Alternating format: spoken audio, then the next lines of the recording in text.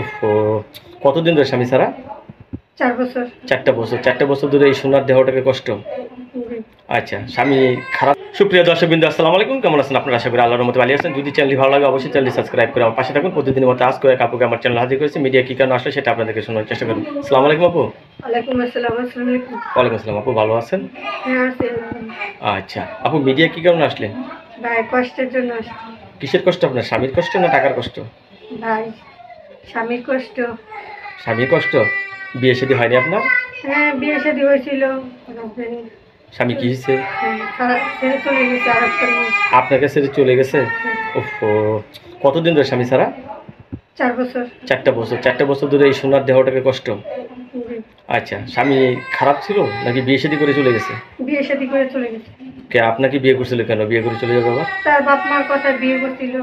ও, বাপ মার কথা বিয়ে করছিল। জি। এখন আপনাকে ভালো লাগে না? না। আচ্ছা, এখনই তো মনে হয় ভালো আছেন আপনি। মারধর করতে মনে হয়, হ্যাঁ?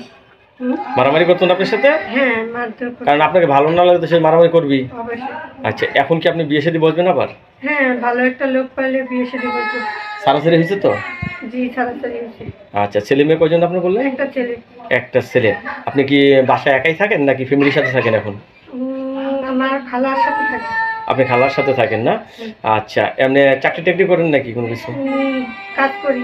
কাজ করেন? কি কাজ করেন আপনি? বাসা বাড়ি কাজ করি। বাসা বাড়িতে কাজ করেন। এই দিয়ে সংসার চলে আপনার? চলে না, কষ্ট মষ্ট করে চলতে হয়। নারীর জীবনে সবথেকে মূল্যবান কি জানেন? সম্পদ? স্বামী। স্বামী। সেই স্বামীটা আপনার নাই না? জি। কষ্টে জীবনযাপন করতেছেন স্বামী ছাড়া। সামনে শীত আসতেছে, থাকতে কষ্ট হবে না? হ্যাঁ, এটা তো হবেই অবশ্যই। স্বামী থাকলে ভালো হতো না? হ্যাঁ, অবশ্যই হবে। আচ্ছা, বয়স্ক লোকদের বিয়ে করবেন?